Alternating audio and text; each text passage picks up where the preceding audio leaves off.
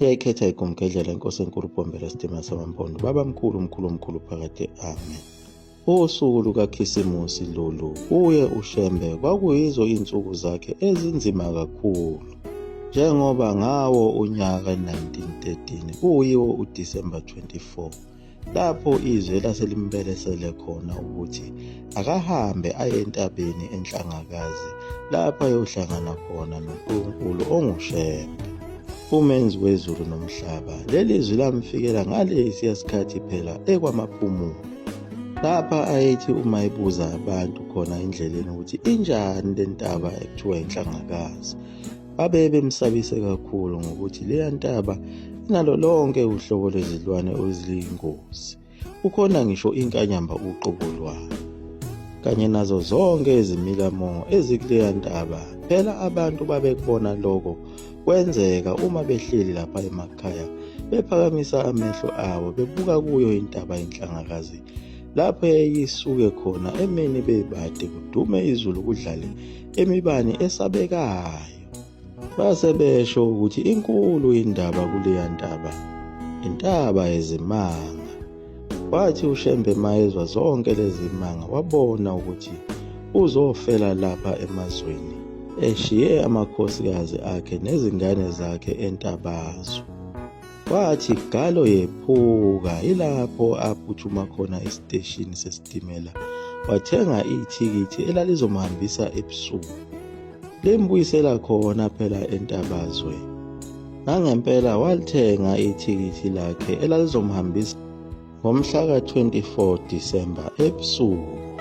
Nangempela waphuthuma khona esiteshini sesitimela ebusuku, wafike wasithola isitimela sasisuka khona emampondweni, kanti akabuzanga elangeni nakhe senqamana ney'mbila zithutha kuso lesi sitimela esevinjwa uye uJehova, embuza ukuthi uyaphi, ubani omthumele ukuthi abuyele entabazwe.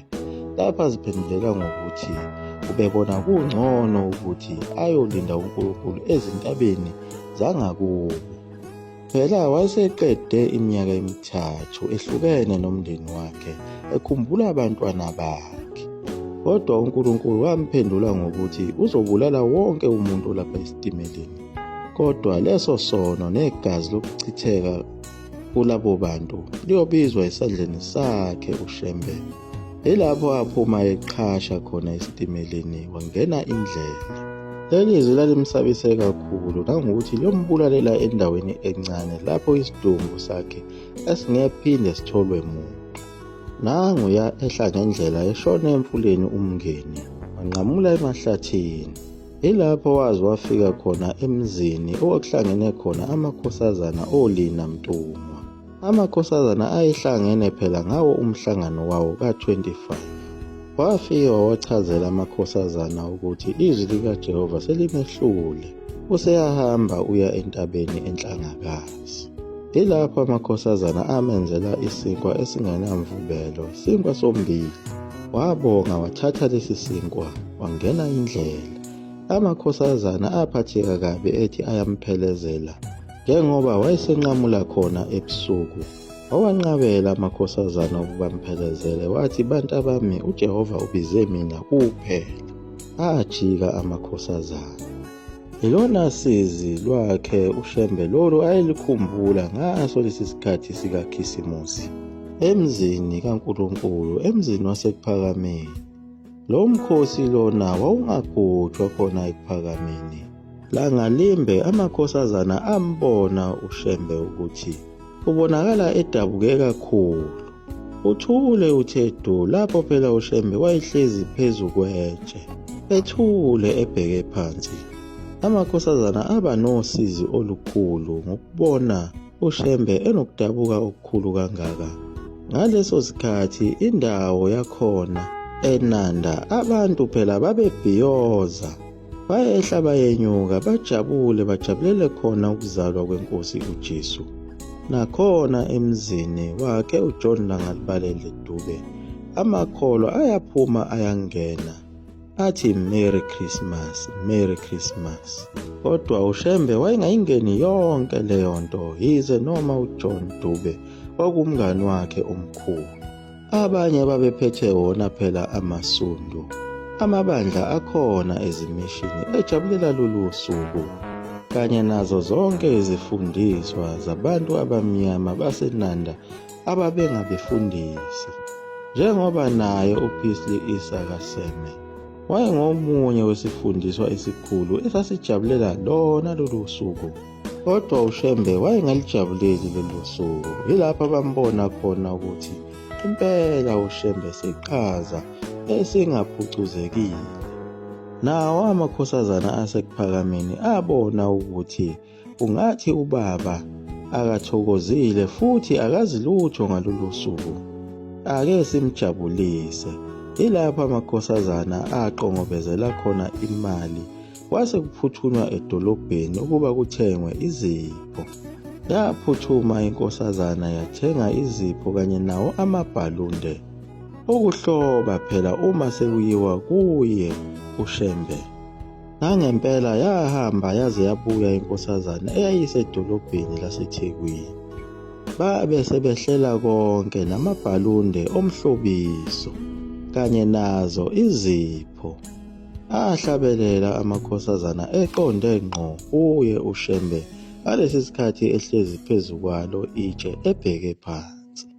Ayehamba ehlabelela ehalalisa ebheke kuye uShembe, kodwa uShembe waphakamisa ikhanda lakhe nobuso bakhe bunyukubele kakhulu ukukhombisa ukuthi lento eyenzakala lana akayithandi.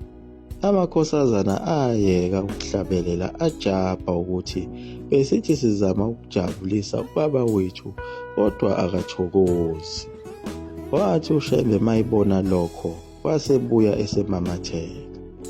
Wawabiza amakhosazana ukuba ahlale lapha eduze kwakhe phansi awaxoxele indaba. Ahlala phansi amakhosazana. Ilapho-ke uShembe ayesewachazela khona ngalolu suku ethi, bantu bami, njengoba ngihlezi kanjena lapha etsheni ngidabukile, ngiyabona ukuthi nenziwa ukungazi, ngakho nithi lolu suku usuku lokujabula, usuku lezipho. Ilapho esewachazela khona ukuthi lolu suku lokwakhisimuzi usuku lokuzila, usuku lokudabuka, usuku lokuthi wonke umuntu ajule athandaze kuNkulunkulu, ngoba kwakuba usuku olunzima kakhulu endulo. Ngalesi sikhathi kubulawa abantwana abaningi abancane ababenziwa yona phela imhlatshelo yonkulunkulu bakhona eRome. Nangaso isikhathi saseBhabhiloni. Ilapho awandluleka khona amakhosazana ukuthi lo mgubho nize ningawugubhi ngoba umgubho wabahedeni. uNkulunkulu akawuthandi lo mgubho. Amangala amakhosazana ukuthi uShembe uyazi kanjani lento futhi wayekuphi, njengoba nazo izifundiso ezingoJohn Langalibalele Dube nabo oPisley Isaka Seme bengayazi le ndaba. Phela uShembe wayengafundile, kodwa izinto ayizazi zazijule kakhulu. Kudideka ngisho bona abantu ababefundile ukuthi uzithathaphi zonke lezi zinto. Ilapho uShembe achaza khona nokuthi uma usuke uhlaba ngalo lolu suku kusuke sekufana nokuthi uhlabela lo nkulunkulu ongumolokhi. Lokho kuyamdina kakhulu uNkulunkulu. Ilapho amakhosazana abeseyiqonda kahle lento kaKhisimusi nobuNazaretha. uShembe wayidabuka kakhulu uma ebona abantu begubha lolu suku, ebona ukuthi isizwe sakwaZulu kuze kube manje sisamlahlile uNkulunkulu. Ingakho yena ngazo lezi insuku zoKhisimusi babesuke phela eKuphakameni behla benyuka belungiselela lona uhambo olungcwele lukaNkulunkulu olwenziwa ngako ukuqala konyaka uJanuwari, owakuvele kuyinyanga yakhe uNkulunkulu owakwenziwa ngayo umkhosi wokweshwama. Lapho kusuke kubongwa uNkulunkulu ngesivuno esihle ebesiqale ngako ukutshalwa ngesikhathi phela kuqala unyaka umfumfu. NgoJanuwari kusuke sekuphele zona izinyanga ezintathu, sekuvuthiwe ukudla kwezinyanga ezintathu. Ilapho abanye ababefika ngayo le nyanga kaDisemba eKuphakameni bethwele phela khona ukudla kwazo izinyanga ezintathu bezobonga uNkulunkulu wasekuphakameni. Lokho kudla kokweshwama kwabusiswa khona lapha ekuphakameni bese kuphinda kuyosetshenziswa kuyodliwa khona ohambeni oluyingcwele entabeni eyingcwele. Phela umkhosi wokweshwama wawulokhu ubulawe amaNgisi ngaso isikhathi sempi yasesandlwana njengoba yayingawo uJanuwari lapho kokufanele khona kwenziwe lo mkhosi wokweshwama. Wagcina ungasenzekanga kwalokhu kuba izimpi udu kwaze kwalokhu kuboshwa nawo amakhosi. uZulu wangakuthola ukuphumula nokuthi aqhubeke enze imikhosi ayekade eyinikezwe uNkulunkulu.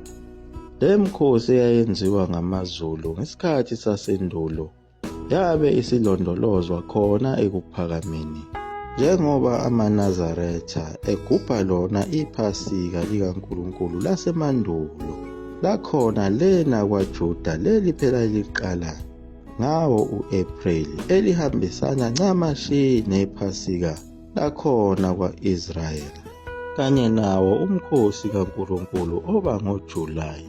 Uzoba yiwo futhi umkhosi wokuqala konyaka, umkhosi wamadokodo oba ngo-Okthoba njengoba like lachaza iGumkendlela ukuthi unyaka wethu lapha ema-Afrika uphela ngayo inyanga kaSepthemba bese uqala inyanga ka-Okthoba. Bese kuba yiwo lo mkhosi wokweshwama oba ngoJanuwari ohlanganise nalo uhambo olungcwele oluya entabeni engcwele kaNkulunkulu. Yaguqa lapho iGumkendlela mzukulu amafutha omkhovu 20 minutes waphakade. Amen.